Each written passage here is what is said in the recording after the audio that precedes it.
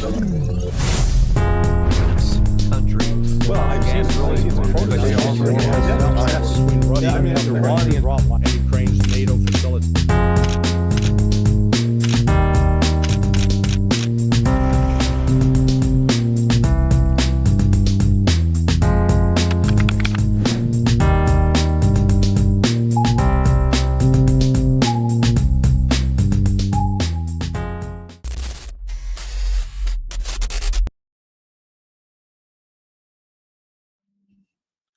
And we are alive and kicking. Larry Johnson, how are you doing, my good friend?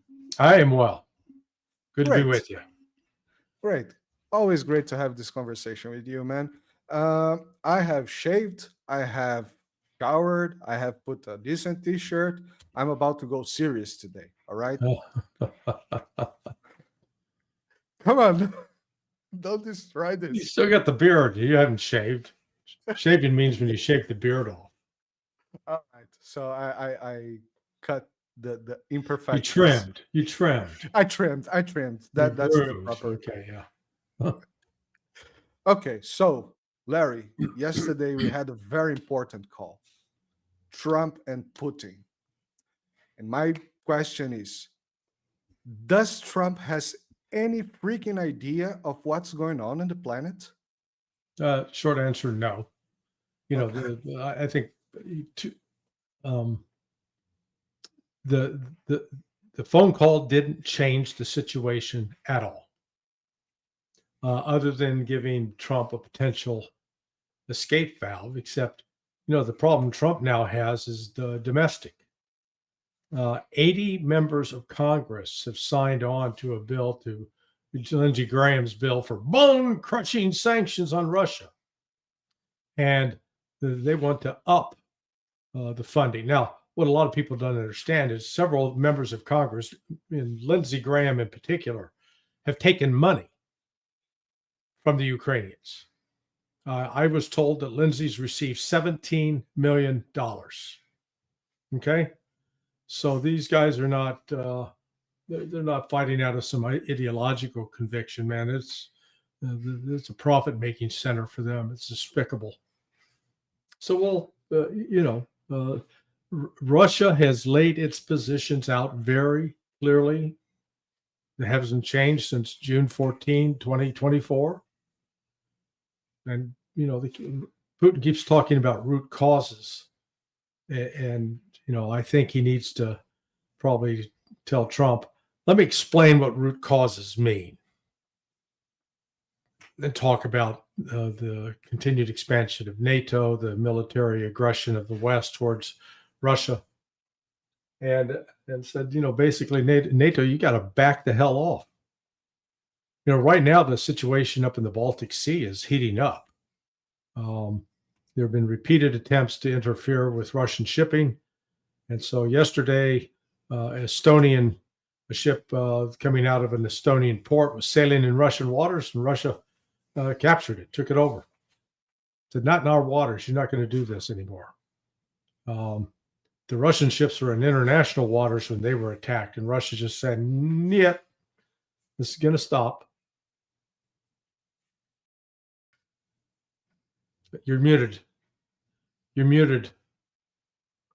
Yeah, I thought I have fixed the shortcut, but all right. They sent a couple of fighter one fighter jet actually. One Su-35. To escort the. But what it did, what it did is it flew through Estonian airspace, turned off its transponder, and it was basically to Estonia, hey, fuck you. You know, go ahead. What are you going to do about it? You going to shoot at us? I mean, Estonia's army is like 3,000 guys. Oh, yeah, we're going to fight Russia. Oh, please. These people. And probably flash mobbing on the street. Yeah, I saw some videos. They're insane. They're just delusional. Yeah, just today I saw, since you mentioned Estonia, I was not even, it's nothing subject. But just today, you know, Stunning and Brave Kaya Kallas just came out. Yeah, we came out with that 17th 17, yes. sanction package. And I read the package, and actually it sanctions 200, you know, shadow fleet ships from Russia. That's Yeah. heating up. Russia doesn't care. One, they're not insured. They're not worried about buying insurance from Western companies, particularly in Britain. They'll insure them in other ways. And until Kaya Kallas gets a navy, there's not a single NATO member, with maybe the exception of the United States, that has a navy of sufficient size to threaten Russia in any meaningful fashion. I mean, these are annoying little yappy dogs. All they do is make noise and crap on the floor. What called my attention on this call with Putin, between Trump and Putin, was one, what you just mentioned, which is the escape route. Save face, putting the Pope on the as a suggestion. You can Trump calling, you could get the Pope to mediate that, and that would be a good move for the United States. But Yeah, Russia won't accept the Pope. The Pope has already aligned himself with Ukraine. The Pope is compromised. In fact, he's seen, I think, as a tool of the United States. Actually, it was always very strange to me to be, North American Pope. United States is not a Catholic country per se. That we used to learn on school, the Presbyterian country. So that was already weird to me. Well, some people are analyzing, this Pope is a little bit more, centered. He's not too leftist, not too. It's just weird to me. It doesn't make sense to have a North American Pope. Perhaps even a Brazilian Pope, it's arguable, but North Americans, and yeah, I kind of agree with you. It's kind of no, I totally agree with you. It's a compromised asset, let's call it. But what called my attention was the carrot. Trump talking a lot about trading and commerce. It's not. I don't think. Well, of course, Russia is probably interested in some economic deals, but not to that level.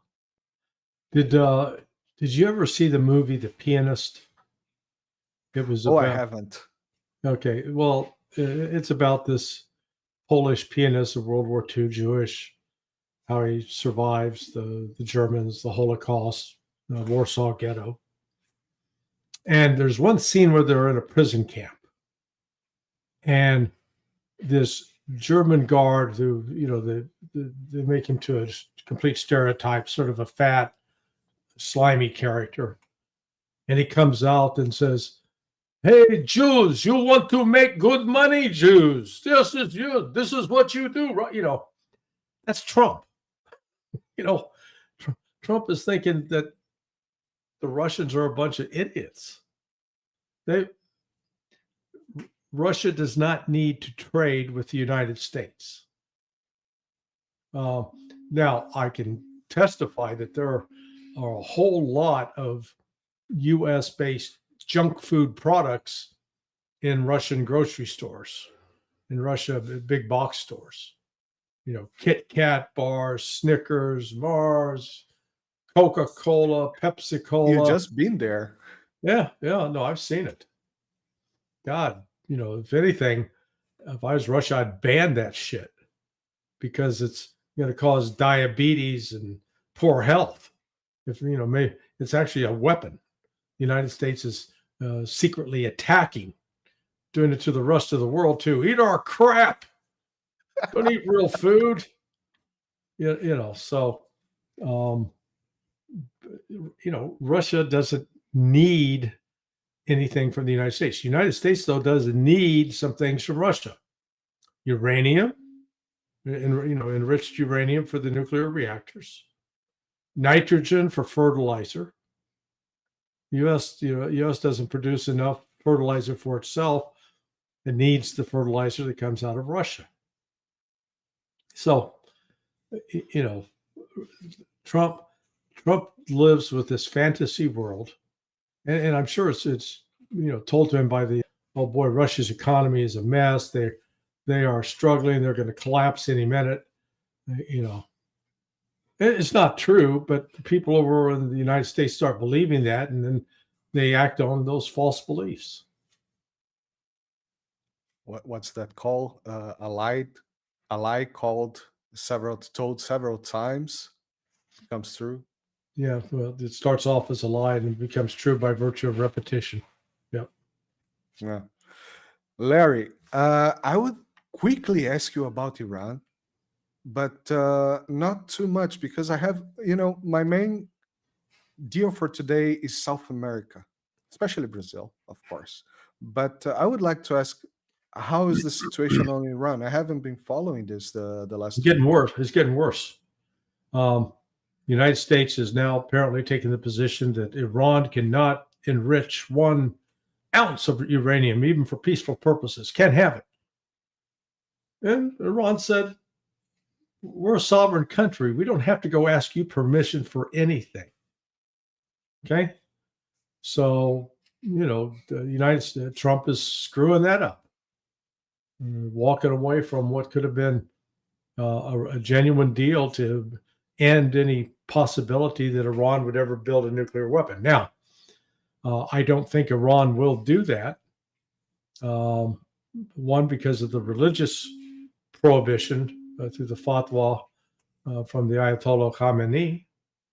And second, because of their security agreement they've signed with Russia, which, Russia wants to limit proliferation, not expand it.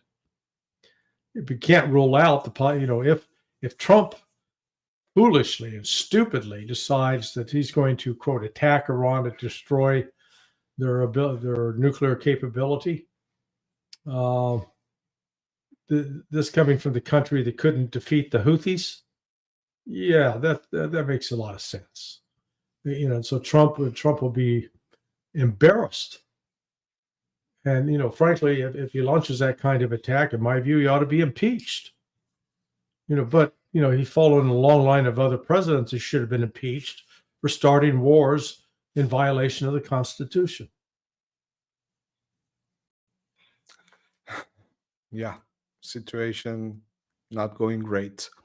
But I would like to move to South America, Larry. And this is a subject that we've talked about a couple of times in the channel together here. I have been seeing some moves on the United States towards Brazil, especially.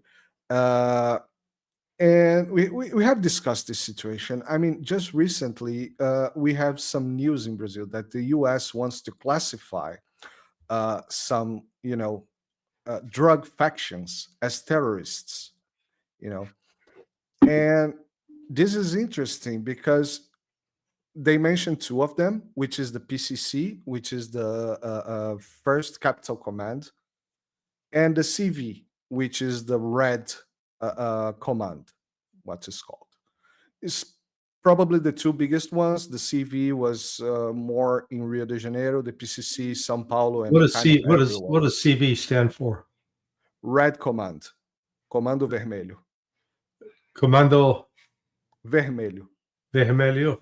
Vermelho is red in Portuguese? Is red, yes. Oh, Comando Vermelho, okay. And PCC is Primeiro Comando Capital. So the capital's first command. Yeah. But there's a kind of a minor faction in Rio de Janeiro called the TCP, which is the Third Command Pure. This is the evangelical. Did you heard about this? No, never. Any time in your life? Never heard of. Well, I've seen parallels. This is usually associated with what I'll call religious fringe groups, where they each claim to have the truth. Everybody else is an apostate. Everybody else has fallen away from the truth. We've got the real insight. We've got the direct line to God. And so then they keep breaking off and fragmenting, but they're really deeply committed and believe that they've got the truth and everybody else is living a lie. So yeah, no, I've seen So this is now going on within the communists, huh? Yeah. So this command is it's an evangelical drug dealing cartel. Yeah. Summarizing, but they are the owners. They take one big chunk of Rio de Janeiro that they recall it to Israel complex, the complex of Israel. It's a favela bunch of places.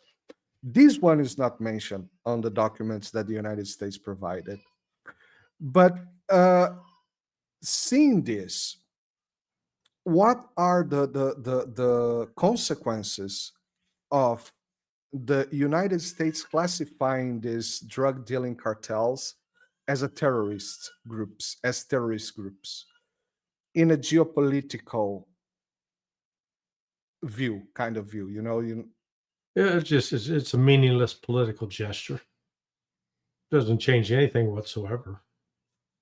Look, the United States has sufficient laws on the books to deal with drug trafficking and money laundering. And, any of these groups that are involved with this kind of drug trafficking, the way to go after them is to go after their money.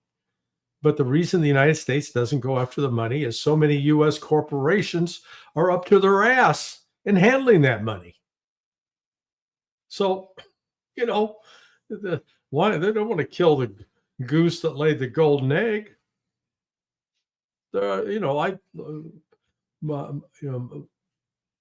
My consulting firm, Berg Associates, right when we launched back in 1998, one of the very first jobs we took on was building a case. Could have been a criminal case, but we had to do it as a civil racketeering case against the tobacco and liquor companies, R.J. Reynolds, Philip Morris, Japan Tobacco, British American Tobacco. They all were taking drug money knowingly. I mean, good God, we had documentary evidence of Philip Morris executives that would fly into Venezuela, and then they would cross the border up in the northwest corner of Venezuela and the northeast corner of Colombia, and they go to a little town called Maicao. And in Maicao, there was a senator, a guy named Santander Lopez Sierra. He was known as the Marlboro Man because the Philip Morris executives had actually gone to Colombia and filmed the Marlboro Man commercial, the big rugged cowboy, except with this little fat bitch. I mean, he was a roly-poly, but he was a vicious monster. He'd killed like 24 people, and he was running the smuggling operation of cigarettes into the black market in Colombia. And these Philip Morris executives went to meet with this guy. Now, he was a graduate of the Southern Illinois University, a Saluki, which is a dog. And when he met with these Philip Morris executives, he gave them bags of cash and third-party checks and U.S. postal money orders. Well, U.S. postal money orders aren't supposed to be overseas like that, but there they were. We had extensive financial records, copies.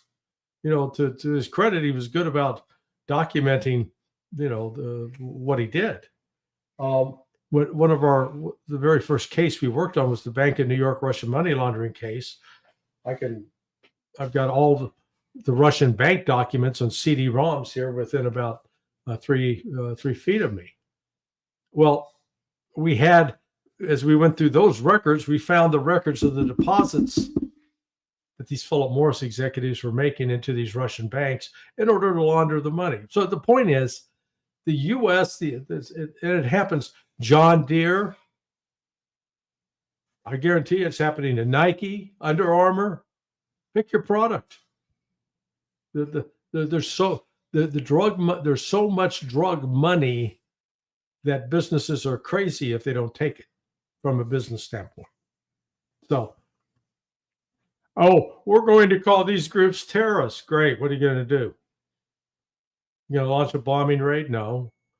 You going to send in U.S. Special Operations Forces? No. It's just, it's show. It's kabuki theater.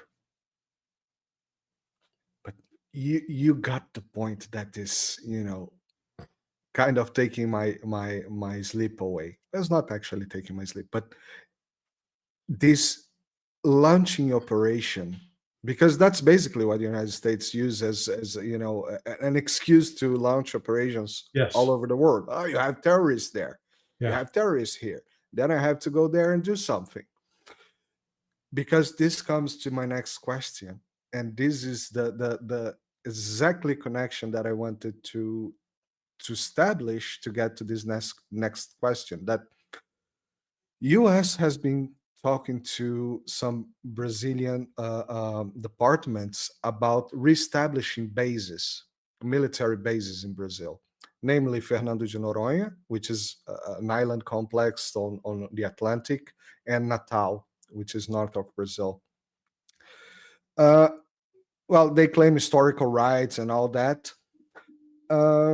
And the things that I have noticed, well, some months ago, former President Bolsonaro, which is probably going to be candidate for the next elections as well, or someone related to him, has been talking about putting American bases, North American bases in the tri-point border, Argentina, Brazil, and Paraguay. Yeah. Exactly. And just this week, there's been some news in Brazil, especially CNN, of course. We have CNN Brazil. We are that smart.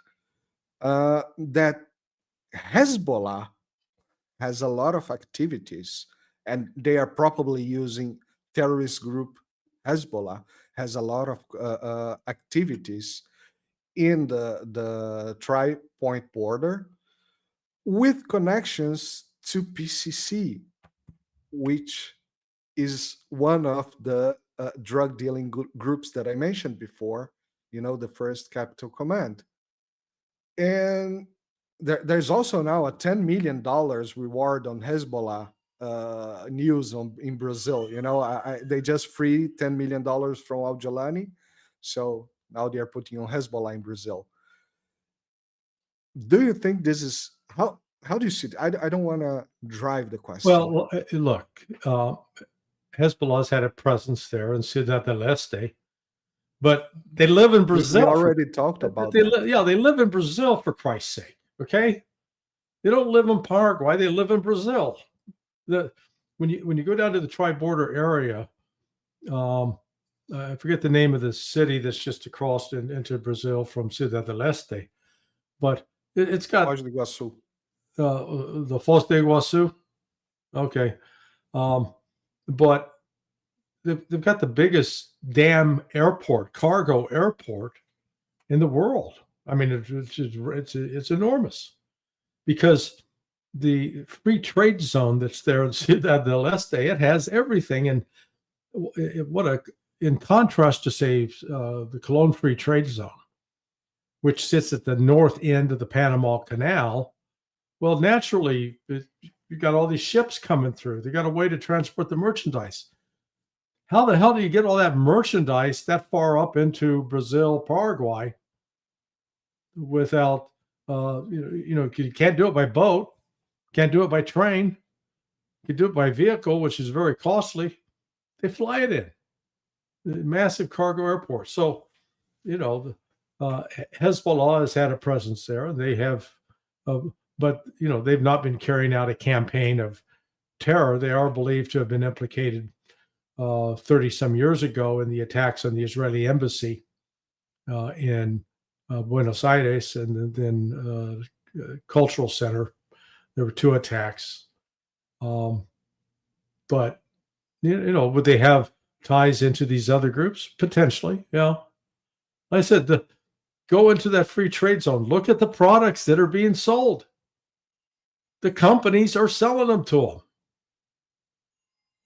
Yeah, but these are, these are family networks. networks that are throughout Ciudad del Este. In fact, let me see if I can pull this up real quick. Just to give you an example, I charted this out several years ago on the family networks down in Central America. So if you go into Colón, free trade zone in Panama, then you find that brothers, aunts, cousins, second cousins, they're all family relationships are also in Maicao, Colombia. They're in Ciudad del Este, and they're in Iquique over in Chile. So, and then they've got their family members go back to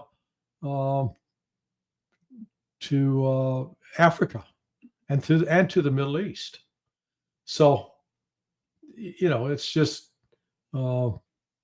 it's a like Sly and the Family Stone saying, it's a family affair.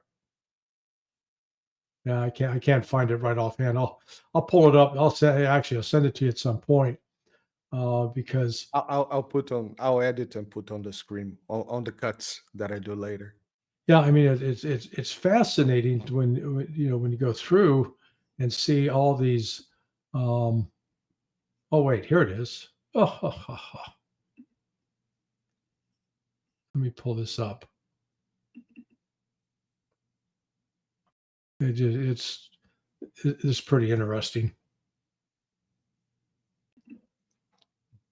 Yeah, because I remember we already talked about these stories that you mentioned, the Marlboro Man, and the families, the diaspora on the Okay, Tripod. So here's this Muslim Arab community in Panama. You got the Waqed family. Abdul Muhammad Waqed owns a big, major free trade, duty-free stores. And then the family Hachem, Ahmed Saeed Ali Hachem, Nidal Akram Hachem. Then the Sakir family, Ali Yusuf Sakir Darwich, Omais, Ibrahim Mohammed Omais. And there also in the family was a guy named Ahmed Mohammed bin Laden. So that was Panama. Then you go down to Isla Margarita. I forgot about Isla Margarita in Venezuela. Hey, guess what? You got Ali Mohammed Darwich. You got another Darwich. You got the Omais family. Then you pick up on the Nasiruddin family, the Hassan family, the Osman family. That's Isla Margarita. Go to the Maicao, Colombia. There you got the Waqeds, the Hachems, the Sakirs, the Omais, and Barakat, Hassan Omar. So you get, new families. And then down to Paraguay. Waqed, Hassan Waqed, Hachem, Omais, Barakat. Okay, see what I'm saying? These are family networks, dude. They're not so much, this is where Western intelligence is in its stupidity.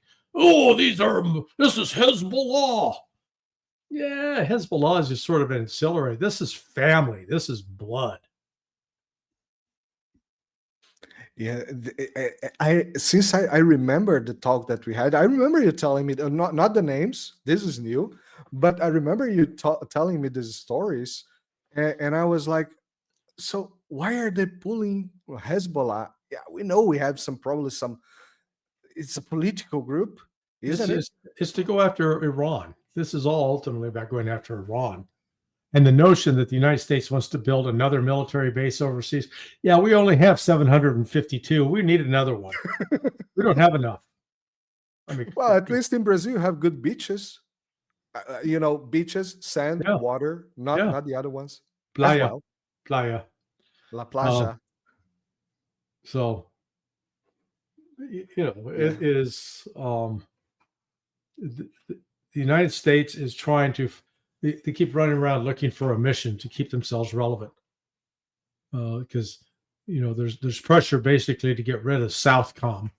They got these regional sinks commander, the commander in chiefs of these different European theater, and then you've had Latin America or Southern Command, which encompassed Central America, South America. Mexico was kept in what was called Northern Command, and there's some thought, let's just call it, America to command and unite it all, but who knows? Yeah. All right. So yeah, Larry Johnson, I think I haven't spoke about Gaza, but do you think we should discuss this today? You haven't talked Because about what? Gaza, Yeah. and Israel new plan to invade it. Well, Israel is Not to invade it, to take it all. Israel's committing murder on a mass scale. I just saw this one despicable Israeli talking about that we need to go in and kill all the children. I mean, these are psychopaths. If they're chosen of God, I want nothing to do with that God. That God is evil.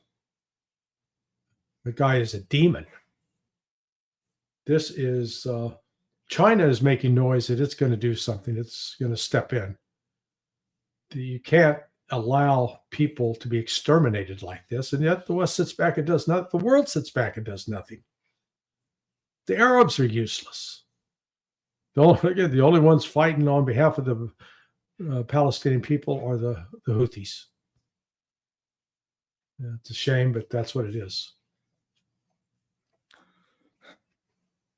Yeah, I have to be very honest.